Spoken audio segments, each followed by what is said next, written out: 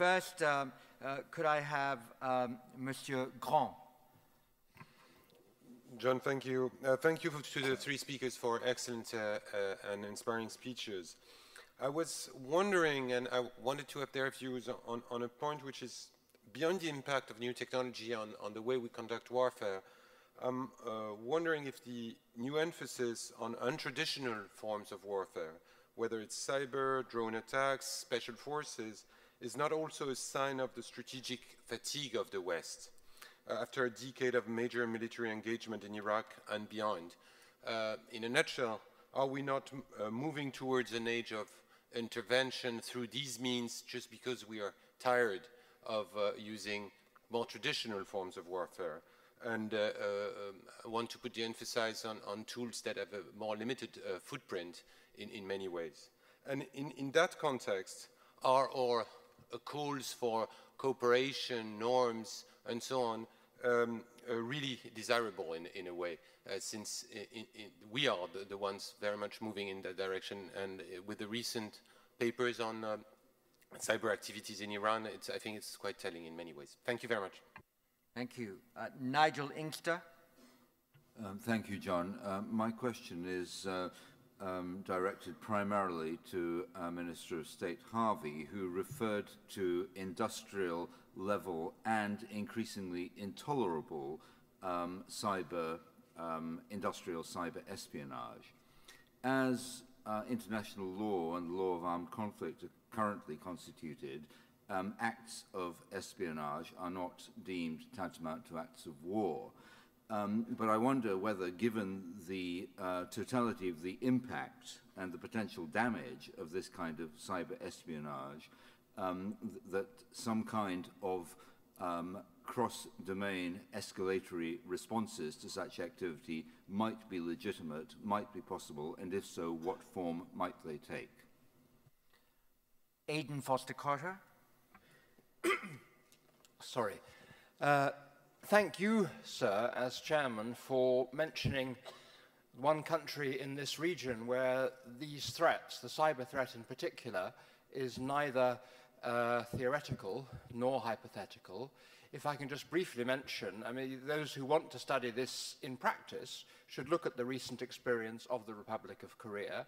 You mentioned the most recent case, and I'm not a technical expert, so I apologize if I say anything silly, but I gather that denial of GPS service is actually quite low tech, but for about a fortnight, in late April and early May, the Seoul area, the Greater Seoul area, experienced a systematic jamming of GPS signals.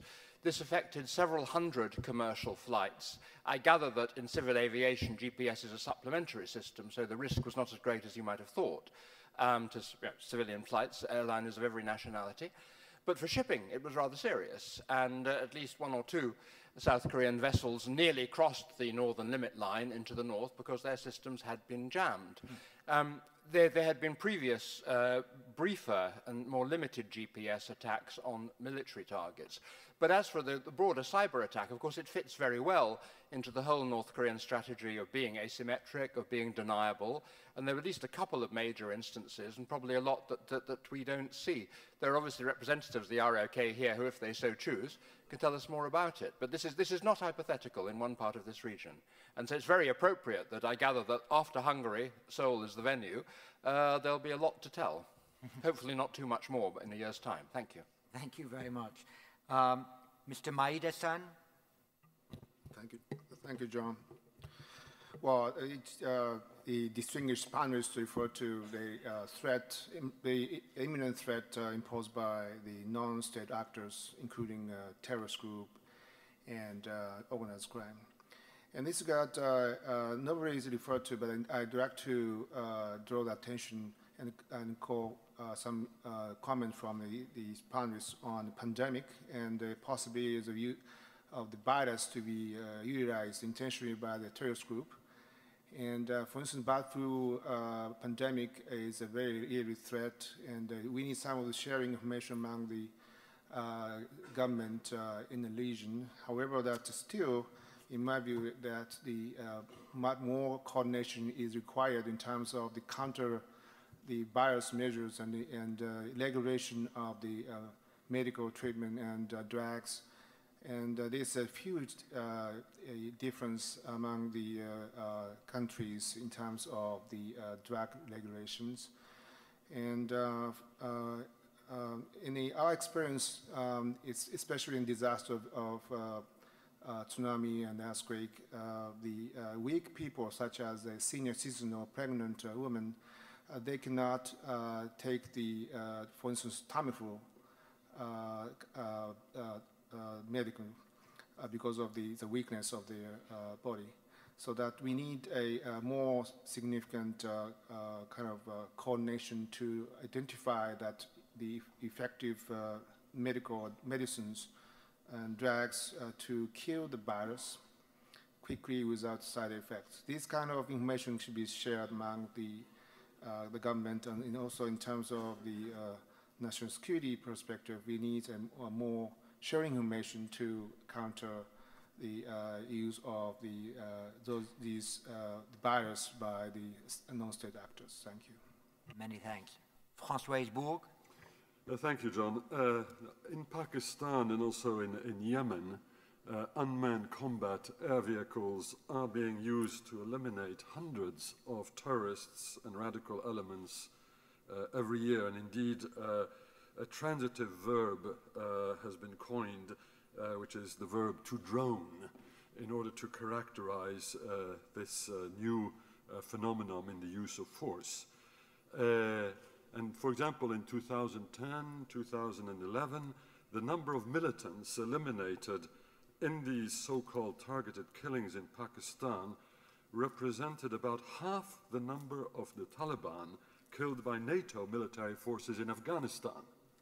So we're talking about a very large-scale phenomenon, but the difference, of course, between the Pakistan attacks and the Afghanistan attacks is that the latter are directed under military authority, under the laws of war, whereas the former are directed by a civilian agency. And my question here goes to Peter MacKay. He reminded us that Canada believes in the international rule of law. Canada is a prominent member of NATO. It is a neighbor of the United States of America, and it has played a major role and a distinguished role in Afghanistan. Now, given that quadruple set of attributes, I'd wish to seek your opinion, Peter, on this use of UCAVs as instruments of killing outside of the control of either the military or the judicial authorities. And you may have noted, for example, that the former Director of National Intelligence in the US, Admiral Denny Blair, has suggested that UCAVs should be put under military authority, where they would come under the internationally recognized laws of war, jus in bello, jus ad bellum, rather than to continue with the current dispensation. And the question is not simply intrinsically important in practical and moral terms, but it's also important because of the pattern which is currently being set in terms of large-scale targeted killings by various actors on the international scene, actors which may not all share the norms and values of the member states of NATO. So I'd be very interested to have your views on that. And from Pakistan, Mr. Hussain, Rifat. Yeah. I think you were back there. Yes. Now I moved on this side because there was no mic where I was sitting. My question is addressed to Minister Harvey. You have noted the restraining influence of the aerial surveillance platforms on the situation on the ground, where you very rightly noted that we have to exercise greater restraint because we are not sure whether the person that we are targeting is actually a man repairing a table or somebody who's a terrorist. But unfortunately, I have to say this, the Pakistan Armed Forces checkpost, which was attacked by the NATO forces on November 26, in which 24 soldiers of the Pakistan Army, including 2 of his officers, were killed. The Pakistan government claims that the attack was deliberate, it was unprovoked, it was intentional. So why, in the single theater of war, while you are sparing the Afghans who are supposed to be repairing the table, while you are attacking the personnel of the armed forces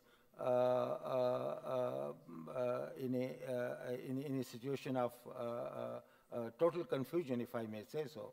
So I would be interested in knowing your reaction to this. Thank you.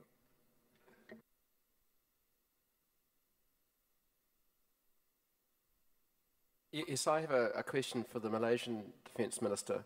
So you emphasised the cooperation amongst ASEAN countries on cyber issues, something that Dr. Chipman mentioned as well. And you also mentioned the importance of strategic intelligence and the difficulties in that area in terms of the availability. So I'm just wondering what you feel in terms of the role of the sharing of strategic intelligence as part of that ASEAN cooperation. And Constance Stelzenmüller. The GMF, sorry. I would like to raise another legal issue. You've been talking about international law all the time. I'd like to raise the issue of liability law and the costs of that for security in times of austerity. I'd like to know, particularly from Minister MacKay and Minister Harvey, whether you have factored into your security budgets the costs of liability suits in the case of cyber attacks or the use of cyber attacks against critical infrastructure. Thank you. Mr. Lloyd Parry. Dr. Zahid said during his remarks that a cyber attack could be tantamount to an act of war, which sounds to me like rather a new and bold statement. So I wanted to ask each of the ministers to confirm that, in principle, their governments would be prepared to embark on a war in the real physical world in response to cyber attack. And secondly, the focus of the discussion so far has mainly been on defence against cyber attack, but I'm sure that each of your governments is giving plenty of thought to ways you might cyber attack yourselves if it was necessary.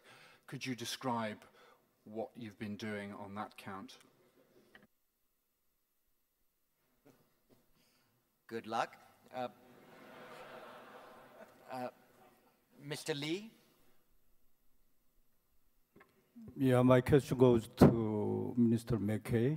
And yeah, emerging threats become complicated and hybrid in nature. So our response to emerging threats become also complicated.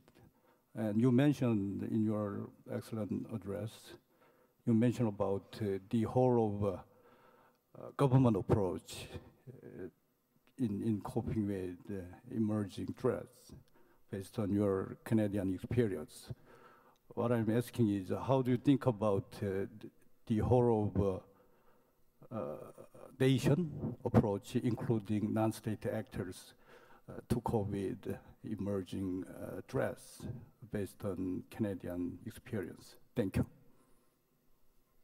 I'll come back to the panel after the next question and give them each 3 or 4 minutes to respond to the questions clearly directed to them. But I think the last question from Mr. Allen. Perhaps I misread a name card? No, it's Dana Allen. Thanks, John. Actually, my question was already asked by Francois Heisberg concerning the use of drones and the legal implications and implications for close American allies. I'd only add that Secretary Panetta yesterday stated with, it seemed to me, some pride that nobody attacks the United States and gets away with it. And the use of drones is one of the main ways the U.S. is making good on that statement. Although there is some controversy in the United States about the decision-making process and the legality surrounding it, it doesn't strike me as a practice that the U.S. is going to stop. Thank you very much. Well, a dozen or so questions. What I would suggest, if I might ask Minister of Defense of Malaysia to answer the one or two that were most particularly directed to him, then Minister of State of the Armed Forces, Nick Harvey, and close with Peter MacKay, especially since I think a couple of rather tough conceptual questions were put to you, so you get an extra 4 minutes to prepare. But Mr. Hamidi, thank you. Thank you, John. I would like to respond to two questions targeted to me over the ASEAN cooperations for hacktivisms, and also on the possibility to creating cyber war due to cyber attack. I would like to categorize hacktivisms with close cooperations between international and regional collaboration, which I think international bodies as well as regional bodies has to be collaborating together in order to avoid hacktivisms. Secondly, I reckon the collaboration between public and private sector in order to counterattack the hacktivism has to be really work together. And I think the activities of hacktivists has to be really outsmart by international and regional bodies. And the collaboration between public and private sector, which I think should be considered as non-military collaboration, which I think if someone is suggesting for the government or military to have code of conduct or SOP to counter-attack the hacktivism, I think it will be away from effective. What is needed is for every sectors to work together very closely, and the counterattack that has to be organized by both international and regional bodies, which I reckon would help the counterattack on hacktivisms.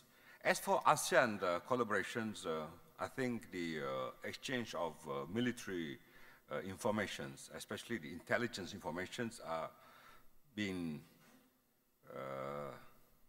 worked out ever since when ASEAN was formed.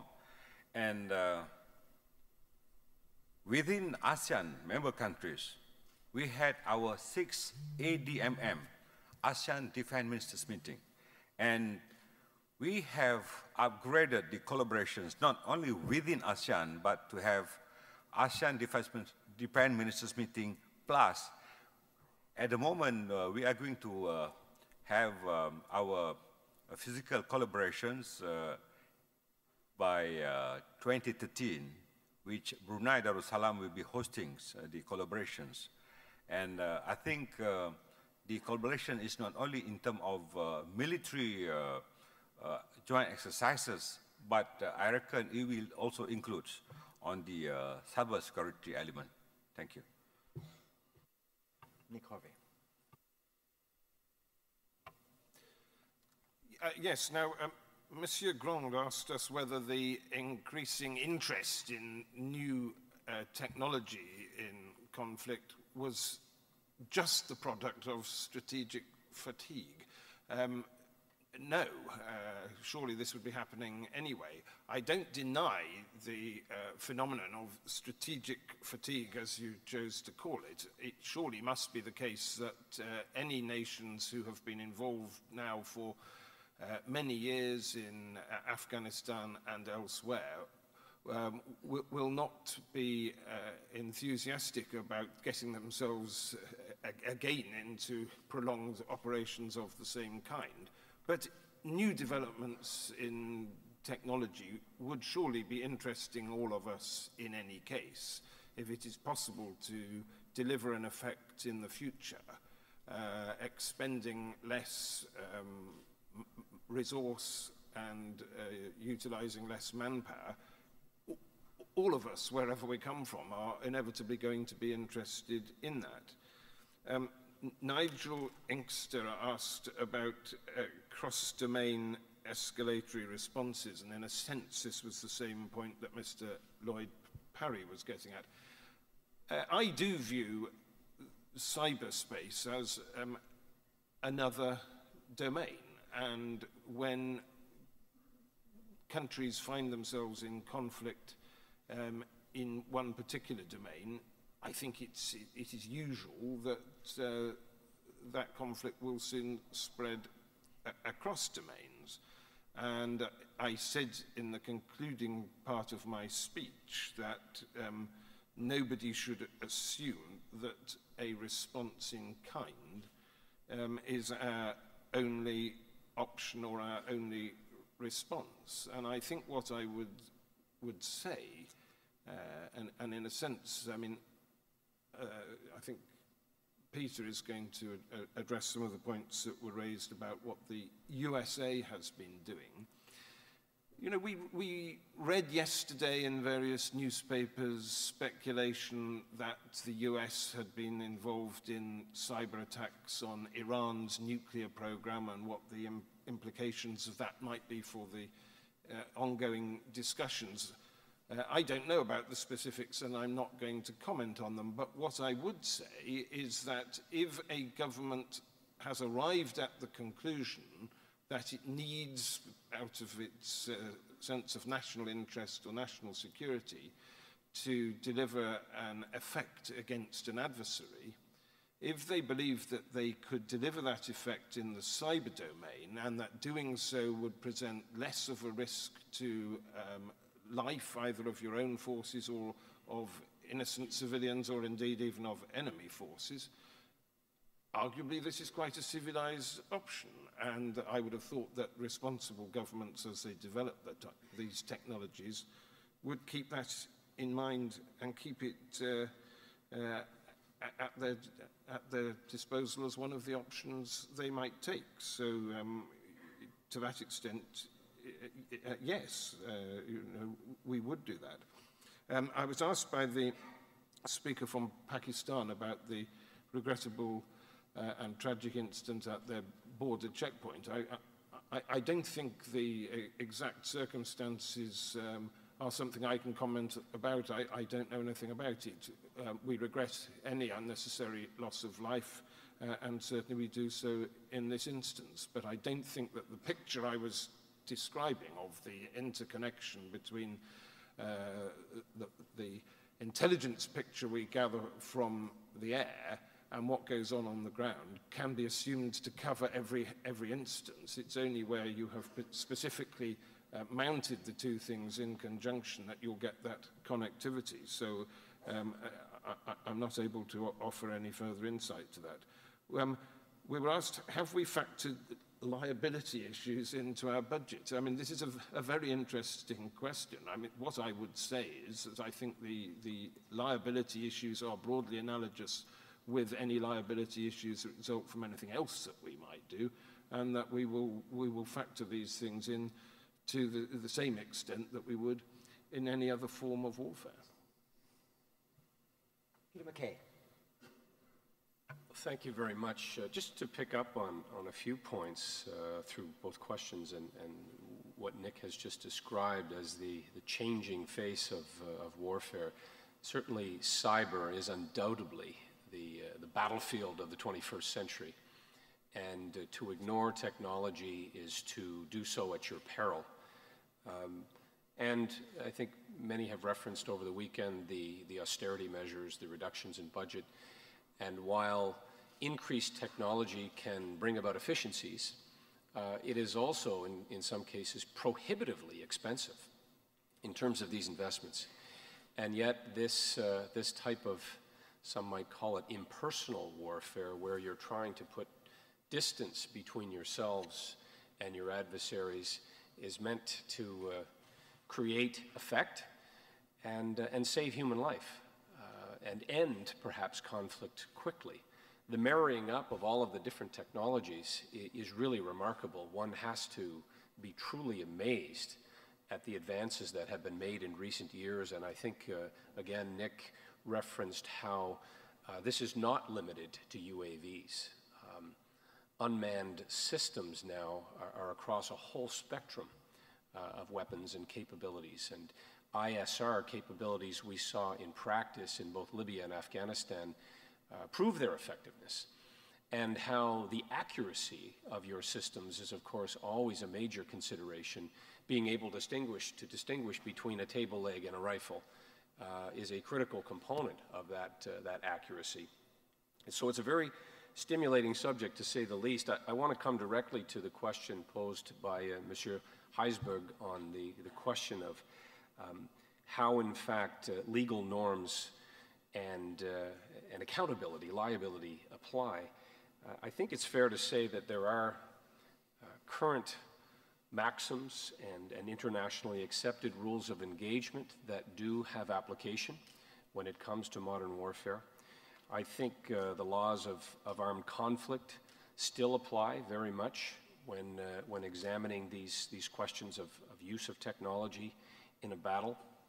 And who share these norms and values, of course, and who are willing to adhere to them is very much the question, as it has been throughout the ages. I am reminded constantly that Taliban, Al-Qaeda, these non-state actors, these terrorist organizations simply play by no rules of engagement. They use any and all efforts and ignore human consequence in the extreme. So in the past, of course, these rules of engagement have evolved. Geneva Convention rules don't apply to the other side. We as a humanity must find ways to ensure that we are upholding international norms expected of ourselves, as well as those expected by our citizens. You do have to put a great deal of faith in your commanders in the field, and the decision-making of those closest to the front, or those, as has been recounted, who are closest to the sound of the gun, is how I look at this. We depend heavily on the discretion being exercised in the field. I think on some, but not all of these decisions, it is not for the executive branch of government to delve into these day-to-day decisions, the targeting of certain airstrikes. The use of drones has been referenced a number of times. Again, it all depends on the proficiency and the accuracy of the system. It is still a human decision to pull the trigger. But at the same time, these eyes-on systems that can literally read a license plate from outer space have increased our ability to reduce civilian casualties. And that's, I think, a goal that we all share. We want to reduce, if not eliminate, collateral damage. And so the executive branch of government has ultimate responsibility and penultimate accountability. But exercising discretion in the field, I believe, is still an important part of how these systems have effect. Liability, lawsuits, when it comes to cyber, I think the insurance policy is prevention. And being preemptive, being able to go to the source of the cyber attack and preempt future attacks is where we are headed. We have, in my view, quite a sophisticated ability to do so now, to disable the attacker, which is a traditional approach that's taken in conflict, and try to prevent what could be a catastrophic shutting down of your critical infrastructure, your energy source, your communications. The consequences of cyber attacks, I think, really haven't washed over us as to just how devastating it can be to have a cyber attack. I believe in response to a question about how we respond to these hybrid threats and how complicated they can be, is what I referenced in my remarks, and that is joining up all of your departments and your efforts in government, working closely with public safety, as well as your industry, of course, and the private sector, to have the maximum impact and the maximum level of protection, the blanket of protection that's required, and intelligence gathering.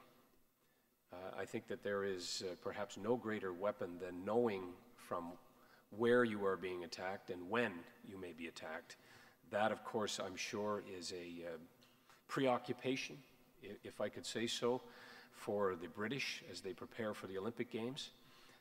That is an international effort that I believe it's incumbent upon all of us to sharpen our game and improve our ability to share intelligence and to share, in many cases, in a very real way, with our allies, the most sophisticated advances that we are making to protect ourselves from cyber in the future. It is a monster in our midst, and while I believe that the subject is very stimulating in the hypothetical, it is here and it is real, and we had better prepare ourselves for it.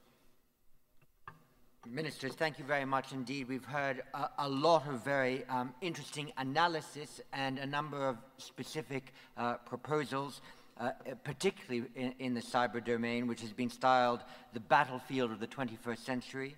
We've heard that a cyber munition may be, in some circumstances, the most civilized of military options available, but that on the other hand, there are specific Asian experiences, not least in the Korean Peninsula, where the impact of a cyber attack can have really serious consequences on civilians, so-called collateral damage, and therefore the requirement for international cooperation vital to agree norms is there. How diverse Asian perspectives on this are fed into a global debate is a remaining challenge. We at the ISS are very keen to animate an international debate on the cyber issue. We have a large program of work on this, and so we're keen, all the more keen, especially after this session, to find ways to engage governments and the private sector towards that end. May I thank the three ministers for their extraordinary introduction to this debate, and invite you to a brief 28-minute coffee break so that we can be back